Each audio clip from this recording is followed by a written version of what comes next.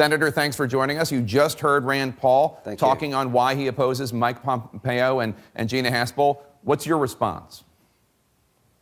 I think he's an outlier, Senator Paul, certainly within the Republican Party. My response is that Mike Pompeo is a highly qualified person to be Secretary of State, #1 in his class at West Point, Army officer, member of Congress, CIA director. He's close to the president.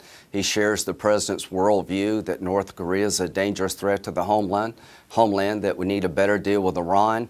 And I think he can do an outstanding job explaining to the world President Trump's foreign policy. He's very much in the mainstream as a Republican, someone you would expect a Republican to pick for this job. And he will get confirmed. 15 Democrats voted for him for CIA director.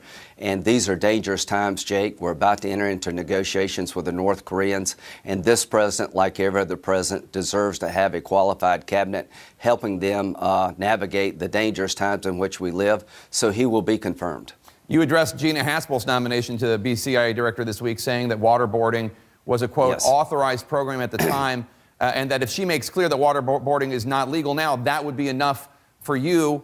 Your close friend and colleague, Senator John McCain, who obviously survived torture as a prisoner of war in Vietnam, he has said he needs an explanation on her past. What do you say to your good friend about why the Senate should look beyond her story? Well, I think John is right. I believe that waterboarding was illegal at the time. I helped write the Detainee Treatment Act with Senator McCain, been a military lawyer for over 30 years, but at the time, the Bush administration viewed it as an authorized interrogation technique. After the passage of the Detainee Treatment Act, it is clearly not authorized, and I'm looking for her to acknowledge that this behavior is no longer allowed and that she will adhere to the law as it exists. She, again, is very highly qualified. Mr. Clapper supports her. Leon Panetta supports her. Mr. Hayden supports her. She's excellent at what she does, but she will have to adhere to the law as I believe it exists today, and that will be the test for me. What about Rand Paul's objection that her name was on the cable ordering the destruction of the videotape evidence of the waterboarding? Does that concern you? Well, we'll look back and see what she did and what role she played, but I'm looking forward. At that time, the Bush administration, I think, had the wrong view of the law, but the law is now very, very clear, thanks to Senator McCain and others, and I will be looking for her to understand that the law has changed and she cannot engage in these interrogation techniques. I think it undercuts our national security, but in terms of her qualifications, to me, they're second to none. Attorney General Jeff Sessions fired former FBI Deputy Director Andrew McCabe on Friday night, 2 days before he was set to retire from the agency and receive his pension. McCabe says this was a politically motivated effort driven by the president himself.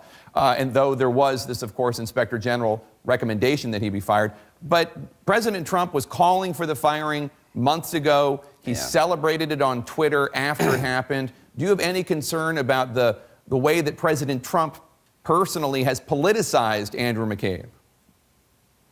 I think President Trump believes that he's been put upon by the FBI. He reads the texts between the two FBI agents in charge of the Clinton email investigation, showing a bias against him and support for her. And Mr. McCabe, the Office of Professional Responsibility, has recommended that he be dismissed. But to the average American, I think we owe it to the average American to have a hearing in the Judiciary Committee where Mr. Sessions, Attorney General Sessions, comes forward with whatever documentation he has about the firing and give Mr. McCabe a chance to defend himself. I believe when it comes to this issue, we need as much transparency as possible to make sure it wasn't politically motivated.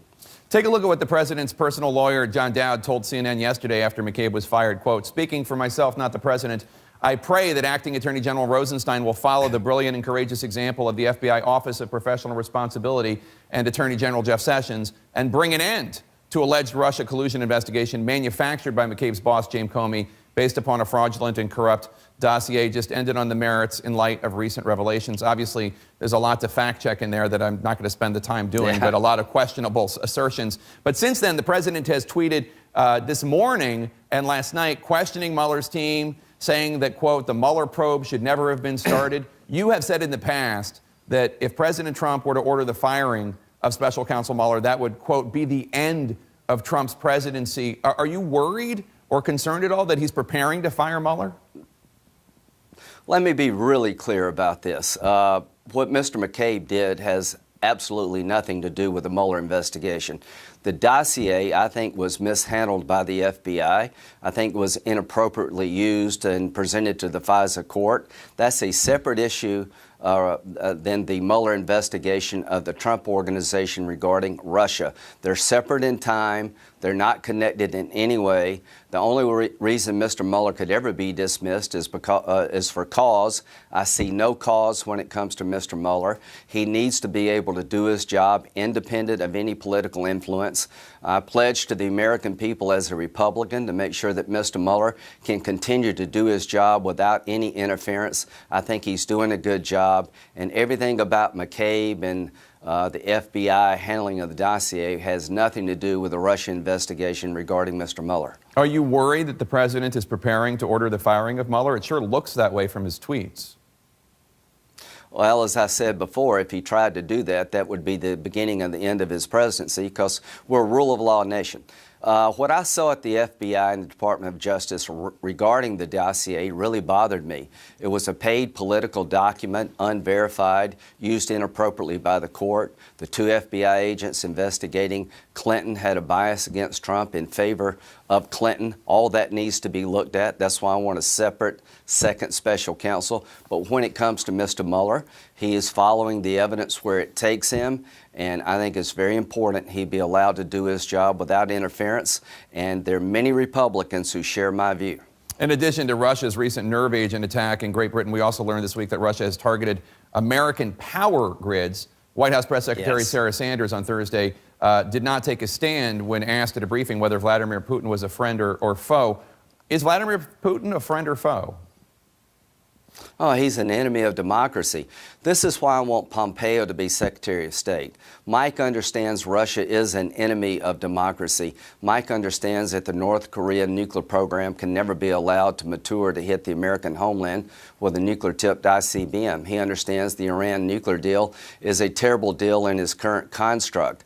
You cannot argue that Mike Pompeo is out of the mainstream when it comes to somebody a Republican president would pick to be Secretary of State. So Mike gets Russia, and I would urge the administration, particularly President Trump, to sanction more people. This first round is good, but they're inner circle members around Putin, oligarch types around him, that need to be sanctioned, because Russia is on the move throughout the world, and we need to push back more aggressively, and I think Pompeo would do that. All right, Senator Lindsey Graham, Republican of South Carolina. It's always good to see you, sir. Thanks so much for joining us. Thank you.